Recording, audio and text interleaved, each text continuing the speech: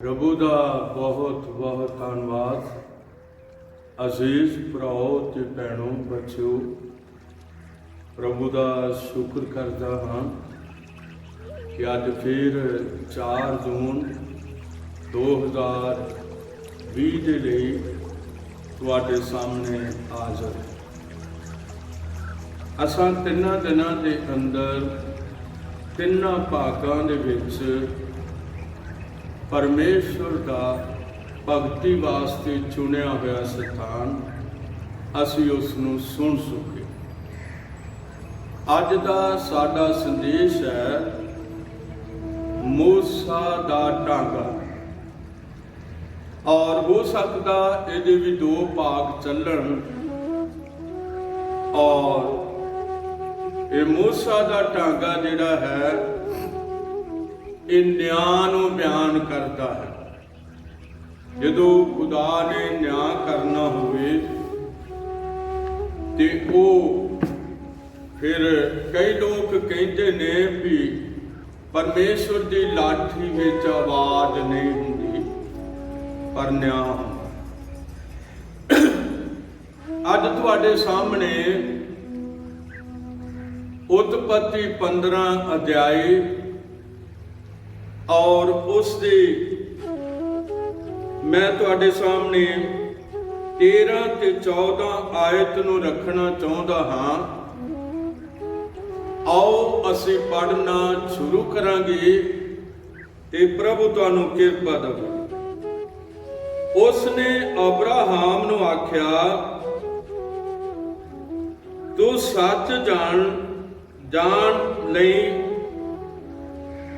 तू सच जान पाई तेरी अंश एक देश विच जेड़ा उन्हां दा नहीं है परदेसी होवेगी अते उन्हां दी गुलामी करेगी, और वो उन्हां नूं 400 वरियां तक दुख देणगे अते उस कौम दा भी जिसकी वो गुलामी करनगे मैं न्याय करांगा, अते इहदे मगरों वो वड्डे माल धन नाल निकल आउणगी।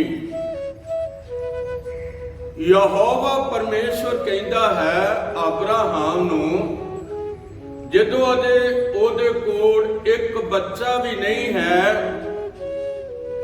और वो कहता तेरी संतान उस देश विच चली जाएगी जिन्हां नूं वो नहीं जानते, और उत्थे वो 400 साल तक गुलामी करेगी।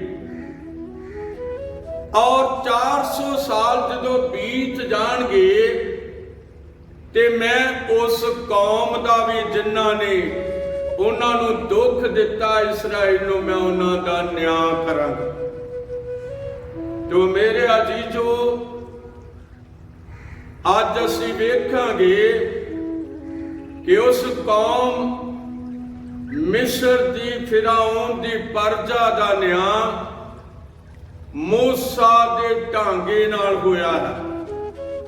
तलवारां नाल नहीं और कुहाड़ियां नाल नहीं और तीर कमाना नाल नहीं, पर यहोवा ने मूसा दे ढांगे दे द्वारा उन्हां दा न्याय कीता।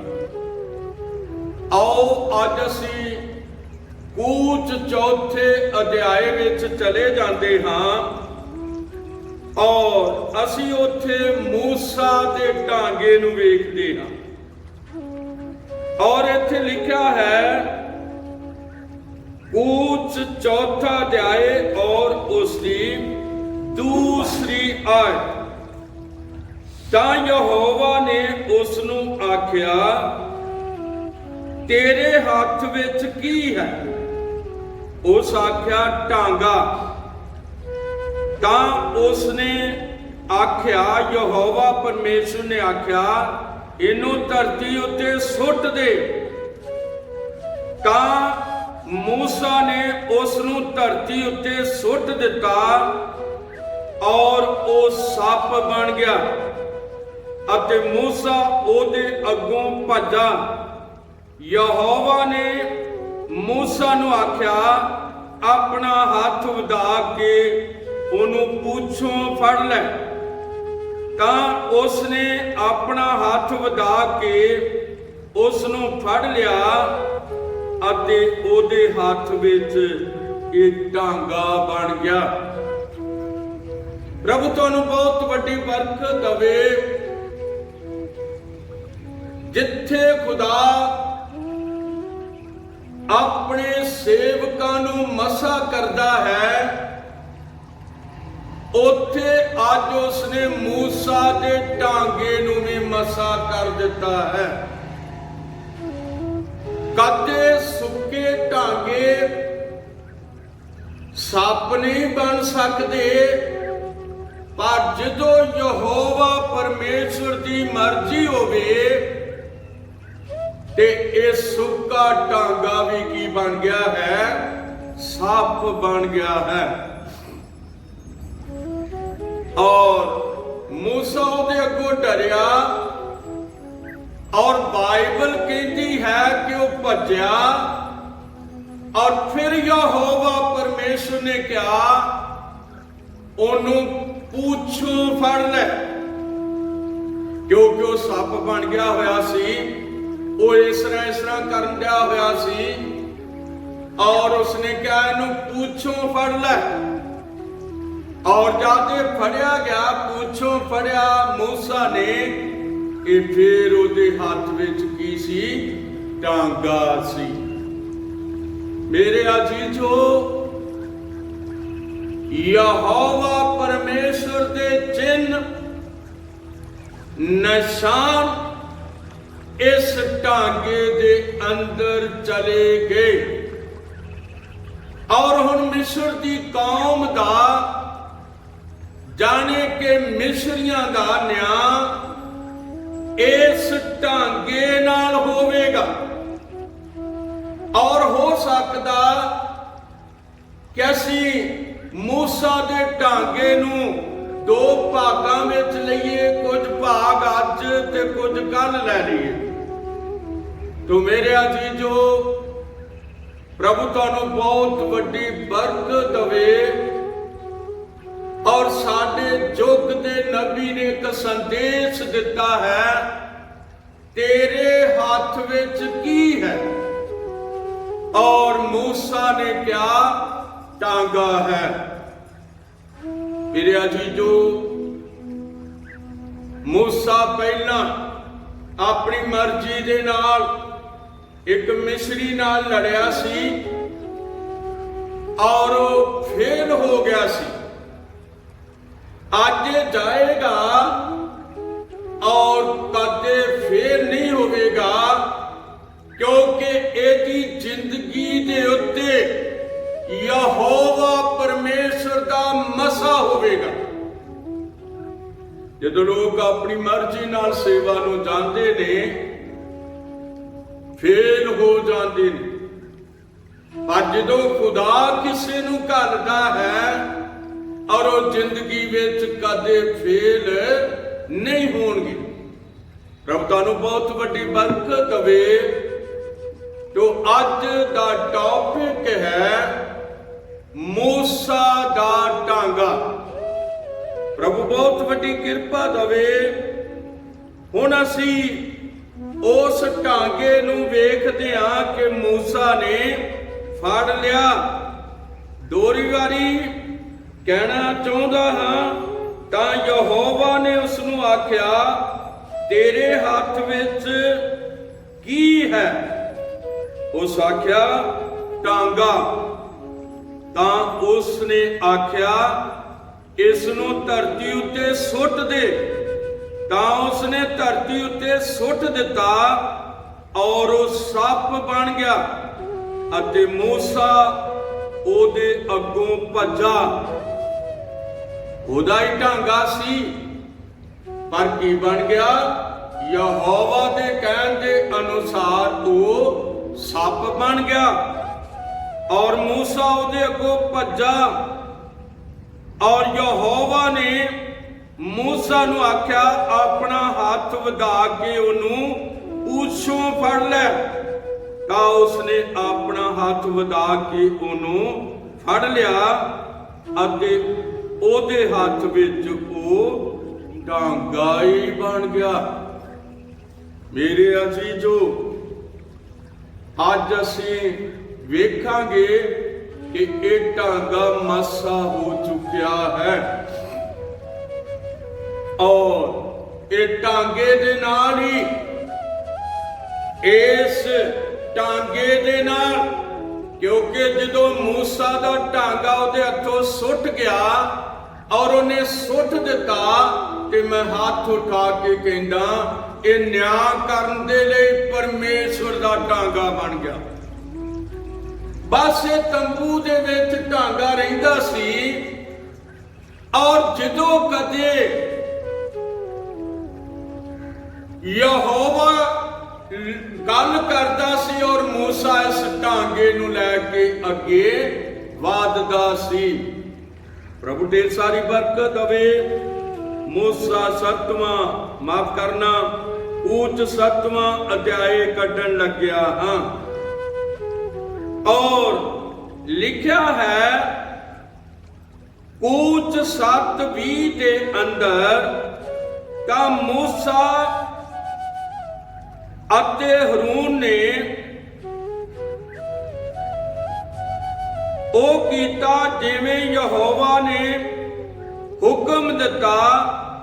ਤਾਂ ਉਸ ਡਾਂਗਾ ਉਤਾਂ ਚੁੱਕ ਕੇ ਫਿਰੌਨ ਦੀਆਂ ਅੱਖੀਆਂ ਦੇ ਅੱਗੇ ਔਰ ਉਹਦੇ ਟਹਿਲੂਆਂ ਦੇ ਅੱਗੇ ਦਰਿਆ ਤੇ ਮਾਰਿਆ।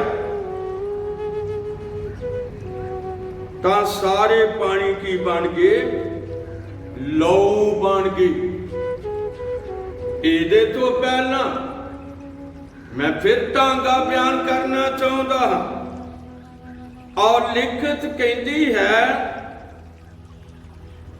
ਕਿ ਤਾਂ ਯਹੋਵਾ ਨੇ ਮੂਸਾ ਔਰ ਹਰੂਨ ਨੂੰ ਇਉਂ ਆਖਿਆ, ਜਦ ਫਿਰੌਨ ਤੁਹਾਡੇ ਨਾਲ ਇਹ ਗੱਲ ਕਰੇ ਕਿ ਤੁਸੀਂ ਕੋਈ ਅਚਰਜ ਕੰਮ ਵਿਖਾਓ, ਤਾਂ ਤੂੰ ਹਰੂਨ ਨੂੰ ਆਖੀ ਕਿ ਤੂੰ ਆਪਣਾ ਡਾਂਗਾ ਲੈ ਕੇ ਫਿਰੌਨ ਦੇ ਅੱਗੇ ਸੁੱਟ ਦੇ, ਤਾਂ ਜੋ ਉਹ ਇੱਕ ਸਰਾ ਜਾਣੇ ਕਿ ਸੱਪ ਹੋ ਜਾਏ। ਸੋ ਮੂਸਾ ਨੇ ਹਰੂਨ ਫਿਰੌਨ ਦੇ ਕੋਲ ਆਏ ਅਤੇ ਜਿਵੇਂ ਯਹੋਵਾ ਨੇ ਉਹਨਾਂ ਨੂੰ ਹੁਕਮ ਦਿੱਤਾ ਸੀ, ਹਰੂਨ ਨੇ ਆਪਣਾ ਡਾਂਗਾ ਫਿਰੌਨ ਦੇ ਅੱਗੇ ਔਰ ਉਹਦੇ ਟਹਿਲੂਆਂ ਦੇ ਅੱਗੇ ਸੁੱਟ ਦਿੱਤਾ, ਤਾਂ ਉਹ ਸਰਾ ਜਾਣੇ ਕਿ ਉਹ ਸੱਪ ਬਣ ਗਿਆ। ਔਰ ਫਿਰ ਫਿਰੌਨ ਨੇ ਵੀ ਸਿਆਣਿਆਂ ਮਾਂਦਰੀਆਂ ਨੂੰ ਸੱਦਿਆ ਔਰ ਮਿਸਰ ਦੇ ਜਾਦੂਗਰਾਂ ਨੇ ਵੀ ਆਪਣੇ ਡਾਂਗੇ ਸੁੱਟੇ ਔਰ ਉਹ ਵੀ ਕੀ ਬਣ ਗਏ? ਸੱਪ ਬਣ ਗਏ। ਉੱਥੇ ਫਿਰੌਨ ਦੇ ਪੈਰਾਂ ਵਿੱਚ ਉਹ ਵੀ ਸੱਪ ਬਣ ਗਏ। ਮੂਸਾ ਦਾ ਡਾਂਗਾ ਵੀ ਕੀ ਬਣ ਗਿਆ? ਹੱਥ ਉਠਾ ਕੇ ਕਹਿੰਦਾ ਸੱਪ ਬਣ ਗਿਆ। ਔਰ ਹੁਣ ਉਹ ਡਾਂਗਾ ਜਿਹੜਾ ਮੂਸਾ ਹਰੂਨ ਦੇ ਹੱਥੋਂ ਸੁੱਟਿਆ ਗਿਆ ਔਰ ਉਹ ਸੱਪ ਬਣਿਆ ਔਰ ਉਹਨੇ ਜਾਦੂਗਰਾਂ ਦੇ ਸੁੱਟੇ ਹੋਏ ਢਾਂਗਿਆਂ ਨੂੰ ਜਿਹੜੇ ਸੱਪ ਬਣ ਗਏ ਸੀ, ਉਹਨੇ ਅੱਗੇ ਵਧ ਕੇ ਉਹਨਾਂ ਨੂੰ ਕੀ ਕਰ ਲਿਆ? ਫੜ ਲਿਆ ਔਰ ਆਪਣੇ ਅੰਦਰ ਨਗਾ ਲਿਆ। ਕਿੰਨੇ? ਮੂਸਾ ਦੇ ਉਸ ਢਾਂਗੇ ਨੇ ਜਿਹੜਾ ਕੀ ਬਣ ਗਿਆ? ਸੱਪ ਬਣ ਗਿਆ। ਮੇਰੇ ਅਜ਼ੀਜ਼ੋ, ਹੁਣ ਅਸੀਂ ਦੇਖਦੇ ਹਾਂ ਕਿ ਉਹ ਸਾਰੇ ਜਾਦੂਗਰ ਮਾਂਦਰੀ ਔਰ ਉਹਦੇ ਜਿੰਨੇ ਵੀ ਆਏ ਸਨ ਉਹ ਖਾਲੀ ਹੱਥ ਹੋ ਗਏ ਔਰ ਉਹਨਾਂ ਦੇ ਸੱਪਾਂ ਨੂੰ ਵੀ ਮੂਸਾ ਦਾ ਡਾਂਗਾ ਖਾ ਗਿਆ। ਔਰ ਫਿਰ फिरौन हारून ने वो टांगा फड़ लिया, वो जिहड़ा सप बनया सी फड़ लिया, फिर टांगा सी। तो हो सकता दो भाग इस टांगे दे उत्ते बोले जा सकते हैं। प्रभु तुहानू बहुत वड्डी बरकत दवे। अज पहला भाग है, और जो दूसरी वारी मैं तुहाडे सामने पढ़ना चाहुंदा हां, लिखा है यहोवा इउं फरमाउंदा है कि तू इस तो जानेगा कि मैं यहोवा हां। वेख मैं ये टांगा जेड़ा मेरे हाथ विच है, पानियां दे उत्ते जेड़े दरिया विच हन मारांगा, अते वो लहू हो जाणगे, अते मच्छियां जेड़ियां दरिया विच हन मर जाणगियां, अते दरिया तो सड़ियांद आवेगी, अते मिस्री दरिया दे पानी नूं पीण तो घिण करनगे। फिर यहोवा ने मूसा नूं आख्या, हारून नूं आख कि अपना टांगा लवे और अपने हाथ विच मिस्र दे पानियां उत्ते अर्थात उन्हां दियां नहरां उत्ते, उन्हां दे दरियावां उत्ते और उन्हां दे तलाबां उत्ते और उन्हां दे पानियां दे उत्ते सारे जखीरियां उत्ते जिहड़े पानी दे जखीरे सन ਉਹ मतलब लहू बन जाण, लहू हो जाण, ਅਤੇ ਸਾਰੇ मिस्र देश ਵਿੱਚ ਲੱਕੜੀ ਔਰ ਪੱਥਰ ਦੇ ਭਾਂਡਿਆਂ ਵਿੱਚ ਵੀ ਜਿੱਥੇ ਪਾਣੀ ਆ ਉਹ ਵੀ ਲਹੂ ਹੋ ਜਾਣ। ਔਰ ਲਿਖਿਆ ਹੈ 20 ਆਇਤ ਵਿੱਚ, ਤਾਂ ਮੂਸਾ ਹਾरून ਨੇ ਉਵੇਂ ਕੀਤਾ ਜਿਵੇਂ ਯਹੋਵਾ ਨੇ ਹੁਕਮ ਦਿੱਤਾ। ਤਾਂ ਉਸ ਢਾਂਗਾ ਉਤਾਂ ਚੁੱਕ ਕੇ ਫਿਰੌਨ ਦੀਆਂ ਅੱਖਾਂ ਦੇ ਅੱਗੇ, ਉਸ ਦੇ ਟਹਿਲੂਆਂ ਦੀਆਂ ਅੱਖਾਂ ਦੇ ਅੱਗੇ ਦਰਿਆ ਦੇ ਉੱਤੇ ਮਾਰਿਆ, ਦਰਿਆ ਦੇ ਪਾਣੀਆਂ ਉੱਤੇ ਮਾਰਿਆ। ਤਾਂ ਸਾਰੇ ਪਾਣੀ ਜਿਹੜੇ ਦਰਿਆ ਵਿੱਚ ਸਨ ਲਹੂ ਬਣ ਗਏ। ਮੈਂ ਕਿਉਂ ਕਹਿ ਰਿਹਾ ਕਿ ਮੂਸਾ ਦਾ ਢਾਂਗਾ ਨਿਆਂ ਦਾ ਢਾਂਗਾ ਹੈ? ਇਸ ਕਰਕੇ मूसा दे टांगे चो आवाज नहीं आउंदी, बस पानियां दे उत्ते और जो कुछ भी हुंदा है बस मूसा दा टांगा ही वरतदा खुदा। और मिस्र दे लोकां दा न्याय होना शुरू। किसी नूं पानी नहीं लभ रहा, सारे जिथे भी पानी भांडियां विच आ, कौलियां विच आ और बर्तनां विच आ, लहू बन गया होया है।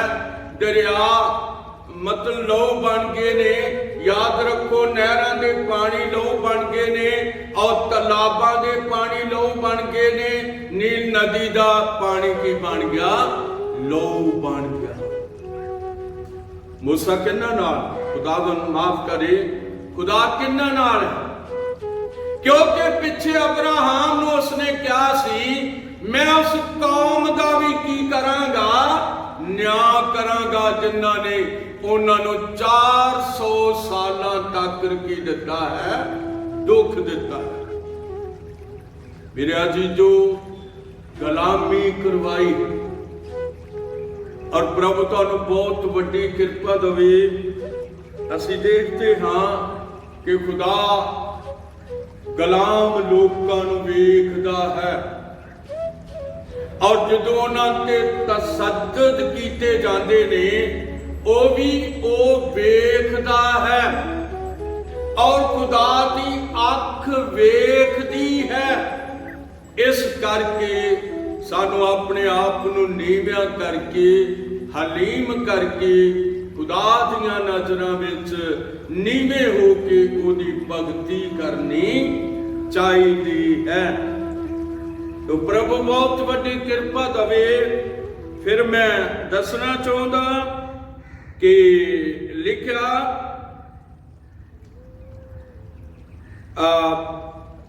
8 ਦੀ 8ਵੀਂ ਆਇਤ ਤੁਹਾਡੇ ਸਾਹਮਣੇ ਰੱਖਣੀ ਚਾਹੁੰਦਾ ਹਾਂ। ਤਾਂ ਫਿਰੌਨ ਨੇ ਮੂਸਾ ਅਤੇ ਹਰੂਨ ਨੂੰ ਬੁਲਾ ਕੇ ਆਖਿਆ, ਯਹੋਵਾ ਦੇ ਅੱਗੇ ਬੇਨਤੀ ਕਰੋ ਤਾਂ ਕਿ ਉਹ ਡੱਡੂਆਂ ਨੂੰ ਮੇਰੇ ਤੋਂ ਲਾਂਭੇ ਕਰ ਦਵੇ। ਇਹਦੇ ਤੋਂ ਪਹਿਲਾਂ ਕਿ ਪਾਣੀ ਲਹੂ ਬਣ ਗਏ ਸਨ, ਤੀਸਰੇ ਨੰਬਰ ਤੇ ਮਿਸਰ ਵਿੱਚ ਡੱਡੂ ਆ ਗਏ ਸਨ। ਔਰ ਮੈਂ ਦੱਸਣਾ ਚਾਹੁੰਦਾ ਹਾਂ, ਔਰ ਇੱਥੇ ਲਿਖਿਆ ਹੈ ਕਿ 8ਵੇਂ ਅਧਿਆਏ ਦੀ ਪਹਿਲੀ ਆਇਤ, ਫਿਰ ਯਹੋਵਾ ਨੇ ਮੂਸਾ ਨੂੰ ਆਖਿਆ, ਫਿਰੌਨ ਕੋਲ ਜਾ ਕੇ ਉਸ ਨੂੰ ਆਖ ਕਿ ਯਹੋਵਾ ਇਉਂ ਫਰਮਾਉਂਦਾ ਹੈ, ਮੇਰੀ ਪਰਜਾ ਨੂੰ ਜਾਣ ਦੇ ਤਾਂ ਜੋ ਉਹ ਮੇਰੀ ਉਪਾਸਨਾ ਕਰੇ, ਔਰ ਜੇ ਤੂੰ ਉਹਨਾਂ ਦੇ ਕੰਨਣ ਤੋਂ ਮੁੱਕਰ ਜਾਵੇਂ ਤਾਂ ਵੇਖ ਮੈਂ ਤੇਰੀਆਂ ਸਾਰੀਆਂ ਹੱਦਾਂ ਡੱਡੂਆਂ ਨਾਲ ਮਾਰਾਂਗਾ। ਸੋ ਦਰਿਆ ਡੱਡੂਆਂ ਤੇ ਕਟਕਾਂ ਨਾਲ ਭਰ ਜਾਵੇਗਾ।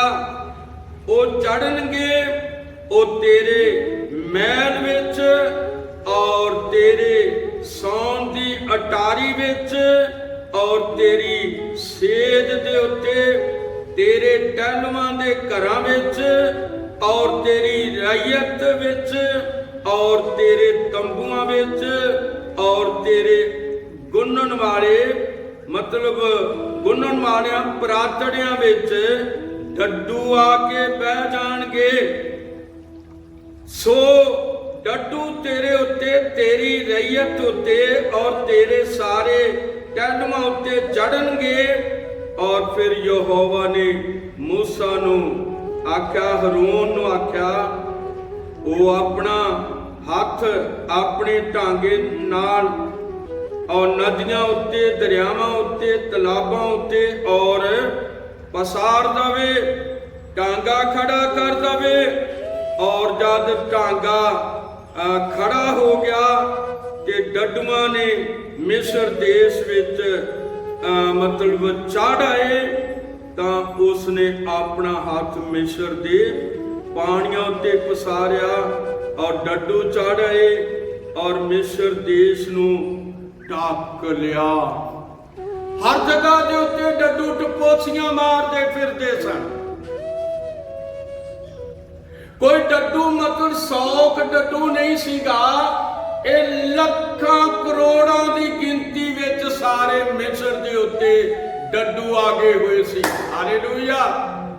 ਇਹ ਸਾਰੇ ਮਿਸਰ ਦੇ ਵਿੱਚ ਡੱਡੂ ਆਏ ਹੋਏ ਸਨ। ਔਰ ਜਦ ਇਹ ਡੱਡੂ ਆਏ ਹੋਏ ਸਨ, ਔਰ ਹੁਣ ਕਿੰਨਿਆਂ ਕੁ ਨੂੰ ਡੱਡੂਆਂ ਨੂੰ ਗੋਲੀਆਂ ਮਾਰੀਆਂ ਜਾ ਸਕਦੀਆਂ ਨੇ, ਜਾਂ ਡੱਡੂਆਂ ਨੂੰ ਤਲਵਾਰ ਨਾਲ ਵੱਢਿਆ ਜਾ ਸਕਦਾ ਹੈ, ਜਾਂ ਡੱਡੂਆਂ ਨੂੰ ਕੁਹਾੜਿਆਂ ਨਾਲ ਵੱਢਿਆ ਜਾ ਸਕਦਾ ਹੈ, ਜਾਂ ਡੱਡੂਆਂ ਨੂੰ ਅੱਗ ਲਾਈ ਜਾ ਸਕਦੀ ਹੈ। ਮੇਰੇ ਅਜੀਜ਼ੋ, ਇਹ ਮਿਸਰ ਦੇ ਉੱਤੇ, ਮਿਸਰੀ ਕੌਮ ਦੇ ਉੱਤੇ ਨਿਆਂ ਸੀ, ਕਿਉਂਕਿ ਉਹ ਇਸਰਾਈਲੀਆਂ ਦੇ ਕੋਲੋਂ ਇੱਟਾਂ ਪਵਾਉਂਦੀ ਸੀ। ਔਰ ਜੇ ਇੱਟਾਂ ਘੱਟ ਹੁੰਦੀਆਂ ਸੀ ਤੇ ਕੋੜੇ ਮਾਰਦੇ ਸੀ। ਔਰ ਇੰਨਾ ਜ਼ੁਲਮ ਇਹਨਾਂ ਗਰੀਬਾਂ ਤੇ ਕਰਦੇ ਸੀ। ਔਰ ਹੁਣ ਕਿੱਥੇ ਜਾਣਾ, ਕਿਉਂਕਿ ਖੁਦਾ ਦਾ ਨਿਆਂ ਮਿਸਰ ਦੇ ਉੱਤੇ ਆ ਗਿਆ ਹੈ।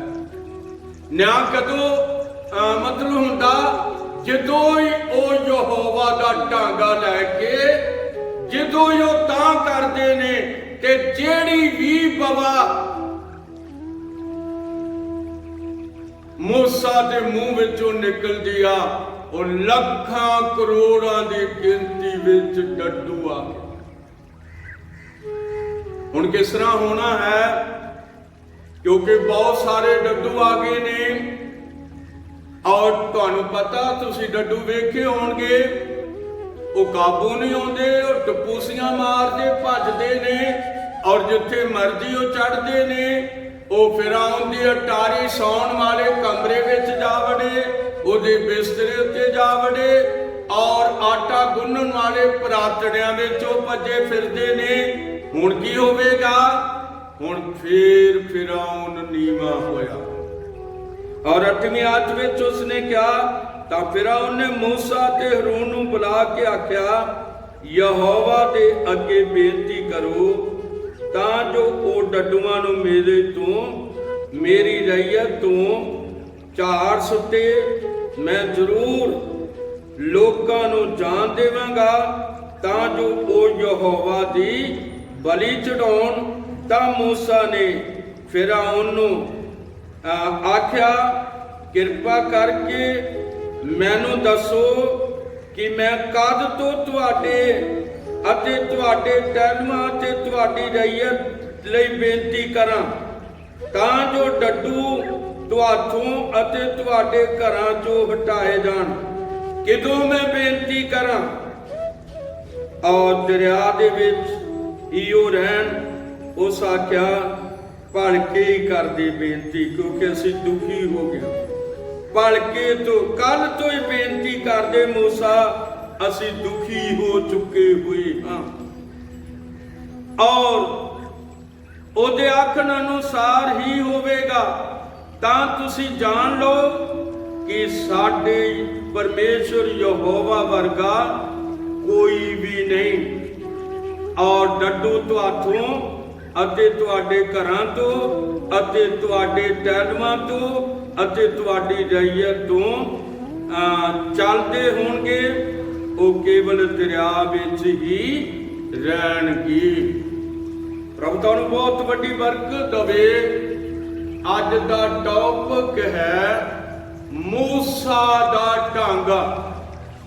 ਔਰ ਮੂਸਾ ਕੀ ਕਰ ਸਕਦਾ ਹੈ? ਯਹੋਵਾ ਮੂਸਾ ਦੇ ਵਿੱਚੋਂ ਦੀ ਹੋ ਕੇ ਇਸ ਦੇਸ਼ ਨਾਲ ਕੀ ਕਰ ਸਕਦਾ ਹੈ? ਇਹ ਦੇਸ਼ ਦਾ ਨਿਆਂ ਹੋ ਰਿਹਾ ਹੈ। ਔਰ ਮੈਂ ਦੱਸਣਾ ਚਾਹੁੰਦਾ ਹਾਂ, ਇਹਨੂੰ ਅਸੀਂ ਦੋ ਭਾਗਾਂ ਵਿੱਚ ਲਵਾਂਗੇ। ਔਰ ਇੱਥੇ ਮੈਂ ਤੁਹਾਡੇ ਸਾਹਮਣੇ ਪੜ੍ਹਨਾ ਚਾਹੁੰਦਾ ਹਾਂ। ਬਹੁਤ ਵੱਡੀ ਕਿਰਪਾ ਦੇਵੇ। ਔਰ ਫਿਰ ਜਦ ਡੱਡੂ ਨਿਕਲ ਗਏ ਤੇ ਉਹ ਧਰਤੀ ਸੜਿਆਂ ਦੇ ਨਾਲ ਭਰ ਗਈ। ਪਰ ਜਿਵੇਂ ਹੀ ਯਹੋਵਾ ਬੋਲਿਆ ਸੀ, ਜਾਂ ਫਿਰੌਨ ਡਿਠਾ ਭਾਈ ਸਿਬਤਾ ਹੋ ਗਿਆ ਹੈ, ਠੀਕ ਕੰਮ ਹੋ ਗਿਆ ਹੈ, ਤਾਂ ਆਪਣਾ ਮਨ ਫਿਰ ਉਹਨੇ ਪੱਥਰ ਕਰ ਲਿਆ ਔਰ ਉਹਨਾਂ ਦੀ ਨਾ ਸੁਣੀ। ਤਾਂ ਯਹੋਵਾ ਨੇ ਮੂਸਾ ਨੂੰ ਆਖਿਆ ਅਤੇ ਹरून ਨੂੰ ਆਖ ਕਿ ਉਹ ਆਪਣਾ ਢਾਂਗਾ ਵਧਾ ਕੇ ਧਰਤੀ ਦੀ ਧੂੜ ਨੂੰ ਮਾਰੇ, ਜੋ ਉਹ ਸਾਰੇ ਮਿਸਰ ਵਿੱਚ ਜੂਆਂ ਬਣ ਜਾਏ। ਸਾਰਾ ਕੱਟਾ ਜੂਆਂ ਹੀ ਬਣ ਜਾਏ। ਇਹ ਚੌਥੀ ਬਵਾ ਸੀ ਜਿਹੜੀ ਧਰਤੀ ਦੇ ਉੱਤੇ ਮਿਸਰ ਦੇਸ਼ ਵਿੱਚ ਪੈ ਗਈ। ਔਰ ਮੈਂ ਤੁਹਾਡੇ ਸਾਹਮਣੇ 17ਵੀਂ ਆਇਤ ਪੜ੍ਹਨੀ ਚਾਹੁੰਦਾ ਹਾਂ। ਔਰ ਲਿਖਤ ਕਹਿੰਦੀ ਹੈ, ਉਹਨਾਂ ਨੇ ਉਵੇਂ ਹੀ ਕੀਤਾ। ਔਰ ਹरून ਨੇ ਆਪਣਾ ਟਾਂਗਾ ਲੈ ਕੇ ਆਪਣੇ ਹੱਥ ਵਿੱਚ ਪਸਾਰਿਆ ਔਰ ਧਰਤੀ ਦੀ ਧੂੜ ਨੂੰ ਮਾਰਿਆ। ਤਾਂ ਆਦਮੀ ਅਤੇ ਡੰਗਰ ਉੱਤੇ ਜੂਆਂ ਹੋ ਗਈਆਂ ਅਤੇ ਧਰਤੀ ਦੀ ਸਾਰੀ ਧੂੜ ਮਿਸਰ ਦੇ ਸਾਰੇ ਦੇਸ਼ ਵਿੱਚ ਜੂਆਂ ਹੀ ਹੋ ਗਈਆਂ। ਤਾਂ ਜਾਦੂਗਰਾਂ ਨੇ ਆਪਣੇ ਜੰਤਰ ਮੰਤਰਾਂ ਨਾਲ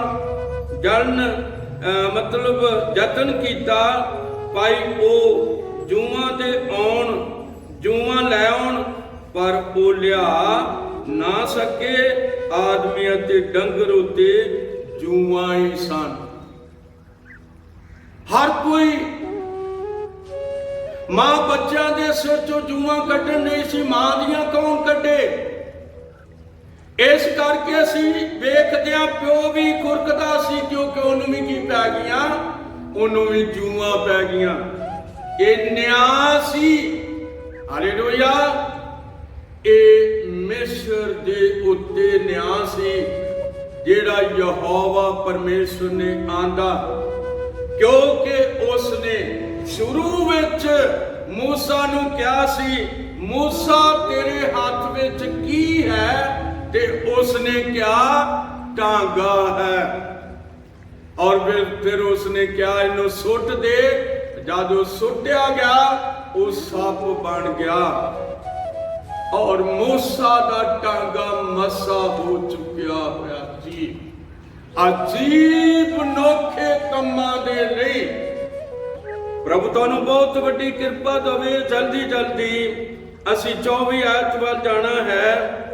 ਔਰ ਲਿਖਿਆ ਹੈ, ਜਦ ਫਿਰੌਨ ਔਰ ਸਭ ਜੂਆਂ ਨਾਲ ਭਰੇ ਹੋਏ ਸਨ।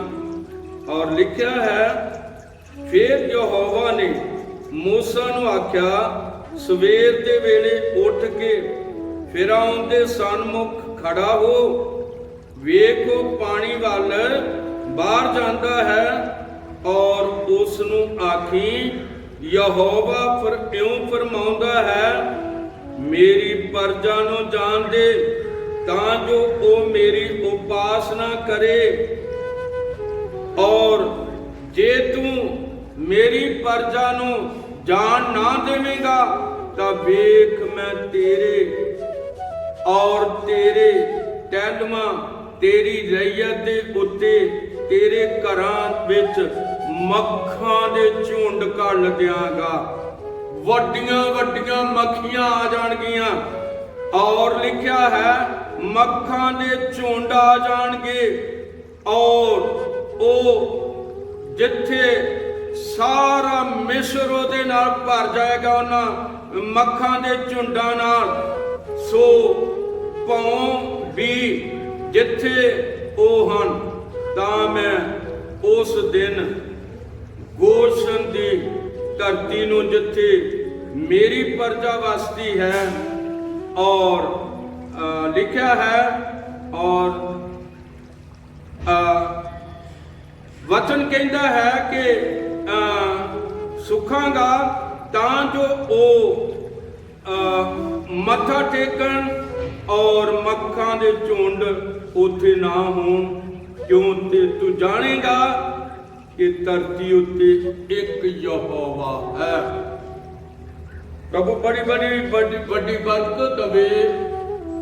ਤੋ ਹੁਣ ਅਸੀਂ ਵੇਖਦੇ ਹਾਂ ਕਿ ਮੱਖਾਂ ਦੇ ਝੁੰਡ ਆ ਗਏ ਨੇ।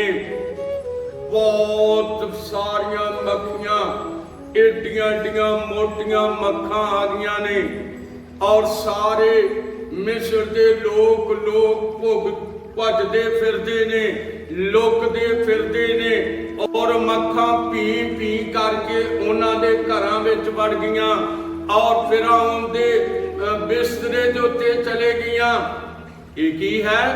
ਇਹ ਨਿਆਂ ਹੈ। ਔਰ ਨਿਆਂ ਕਾਹਦੇ ਨਾਲ ਹੋ ਰਿਹਾ? ਮੂਸਾ ਦੇ ਟਾਂਗੇ ਦੇ ਨਾਲ। ਕਿਉਂਕਿ ਅਸੀਂ ਵੇਖਦੇ ਹਾਂ ਕਿ ਮੂਸਾ ਦਾ ਟਾਂਗਾ ਅਜੀਬ ਅਨੋਖੇ ਕੰਮਾਂ ਦੇ ਲਈ ਮਸਾ ਹੋ ਕੇ ਉਹ ਯਹੋਵਾ ਦਾ ਟਾਂਗਾ ਬਣ ਗਿਆ ਹੋਇਆ ਸੀ। ਸੋ ਮੇਰੇ ਅਜੀਜ਼ੋ, ਕੱਲ ਤੁਹਾਨੂੰ ਜ਼ਰੂਰ ਮਿਲਾਂਗੇ। ਫਿਰ ਮੂਸਾ ਦਾ ਟਾਂਗਾ ਲੈ ਕੇ ਕੱਲ ਜ਼ਰੂਰ ਮਿਲਾਂਗੇ। ਔਰ ਇਹ ਬਵਾਂ ਸੀ ਜਿਹੜੀਆਂ ਮਿਸਰ ਉੱਤੇ ਪਈਆਂ ਨੇ, ਜੇ ਤੁਸੀਂ ਵੇਖ ਰਹੇ ਹੋ ਤੇ ਅੱਜ ਇੱਥੇ ਬਵਾ ਕਿਸ ਤਰ੍ਹਾਂ ਧਰਤੀ ਦੇ ਉੱਤੇ ਆ ਗਈਆਂ ਨੇ। ਅੱਜ ਅਮਰੀਕਾ ਬੁਰੀ ਤਰ੍ਹਾਂ ਦੇ ਨਾਲ ਕੀ ਕਹਿਣਾ ਚਾਹੀਦਾ, ਸ਼ਿਕੰਜੇ ਵਿੱਚ ਆ ਚੁੱਕਿਆ ਹੈ, ਕਿਉਂਕਿ ਉਸਨੇ ਯਹੋਵਾ ਪਰਮੇਸ਼ਰ ਦਾ ਇਨਕਾਰ ਕੀਤਾ।